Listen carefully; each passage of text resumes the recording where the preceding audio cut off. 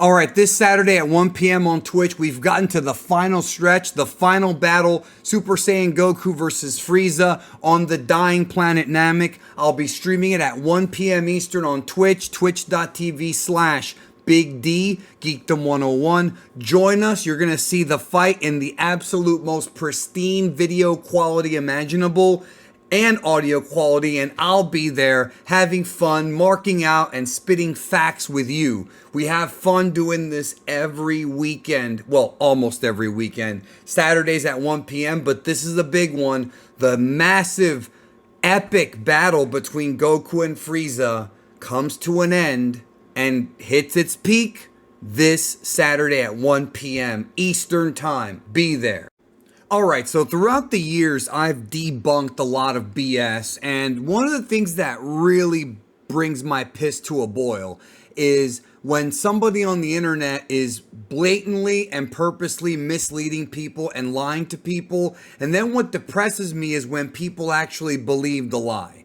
I'm going to tear this apart. So this was sent to me earlier this morning from Uchi Games, and this is an AI video from Instagram that I want to talk about with you guys, because I don't know how many of y'all have seen this. I don't know how far it's stretched out, but people are apparently falling for this nonsense. And you would think that common sense would prevail, but unfortunately we live in a world with a lot of very gullible people. Now, some of you may fall into that category. And, you know, in the past I've been maybe a little harsh on gullible people because I just want people to do some more critical thinking, but these accounts don't help. Okay, so this account right here on Instagram, AI Conversation, this is an AI, but obviously a human being programmed it.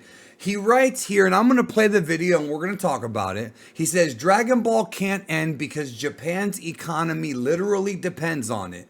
And then he writes in 4 check marks, which I'm going to go to. First of all, this is absolute 100% bullshit. There's not even anything remotely close to this being true. In fact, for any thriving country in this world, any single country that's thriving, there's no such thing as a franchise or a fictional property that is carrying the economy. Listen, we all know that Dragon Ball is popular, but Dragon Ball ain't that popular to where Japan relies on it to be afloat economically. And again, it should be common sense, bro. This is like saying, for example, if a Star Wars movie loses money, the U.S. government's going to shut down. Like, it's complete bullshit. So I want to go into this video. I'm going to play it for you guys and then give my thoughts. Oh my God, why do people fall for this? Like, this is actually worse than the Disney owns Dragon Ball myth. It's actually worse than that. Dragon Ball can't end because it would literally crash Japan's economy. Okay, so if Dragon Ball would literally crash Japan's economy, then why is it that when GT ended in 1997, there wasn't a new Dragon Ball anime until 2015? 18 years, bro. You're telling me that. So what happened during those 18 years? Were there people hungry on the streets of Japan? Was Toei Animation bankrupt? Because Lord knows, you know what? Maybe this is one of the Mandela effects to where like it happened in another universe or something. Look, I don't know, but this is gross. Let's keep going. And destroy billion-dollar companies that depend on Goku to stay profitable. Nonsense. By the way, this is not a real person. You can tell AI from a real person, even though AI is getting very scary to be able to replicate humans. It's getting scary, dude. But if you look at his mouth, right, and like his mannerisms, you can tell that he's not a real human. Pay close attention to like his jaw and his mouth and his eyes. Dragon Ball Z ended in 1996, Japan's entire media industry panicked because Nonsense. That's not true. That's false. Dragon Ball ended in 1996. Toei Animation kept going. They were still producing other properties. One Piece would start just a few years later. Toei also had Digimon at the time, which they still have. Toei has also had a number of live action projects like Super Sentai and Kamen Rider.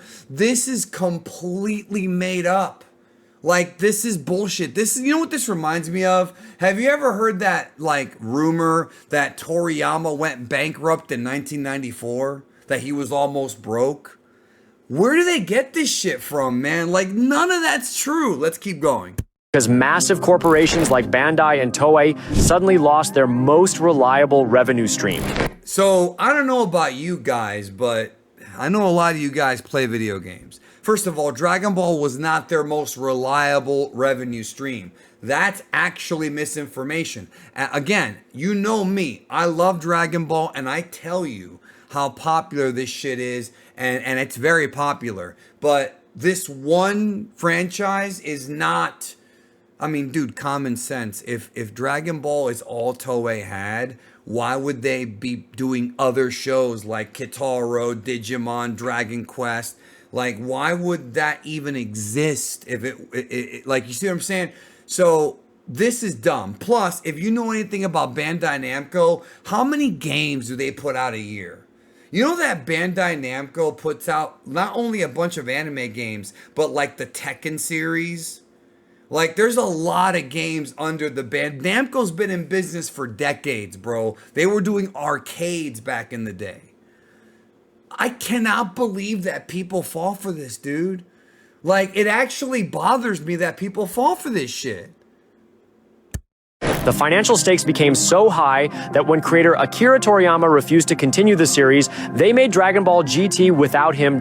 No, he didn't refuse to continue. He ended the series after 11 years. Yes, they did make Dragon Ball GT, but it wasn't without him. That's a huge myth that I debunked way back in 2017 in my The Truth About GT video. Toriyama was involved in the early parts of GT. He created the character designs of GT, and he created the early planets. No, he was not involved in anything like past the early parts of the series, but he was there in communication with Kozo Morishita and the rest of Toei to get his blessing. So yes, Toriyama, no, he didn't write the story of GT from beginning to end, but he was there as a consultant in the early episodes. And we know this for a fact because producer Morishita discussed it in an interview he did on the GT Dragon boxes, which is all covered on that GT video, which I will show you. I'll post the video at the end of this one so you can watch that if you haven't.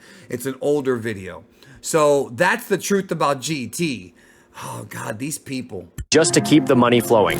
At that point, it wasn't about storytelling anymore. See his mouth? You see how his mouth is like, doesn't match up with how real people talk? Fuck you, bro. It was about pure financial survival as stakeholders realized the franchise had become too big to fail. Look, Dragon Ball being too big to fail, let me tell you why that's bullshit. Because look, Dragon Ball is big. And Dragon Ball, it's difficult for Dragon Ball to fail because it's so beloved internationally.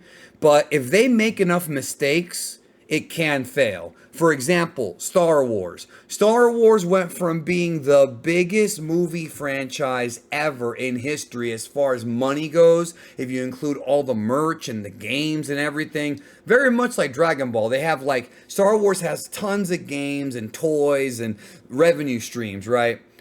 Disney gets it, and within a few years, Star Wars can't even get views on Disney Plus.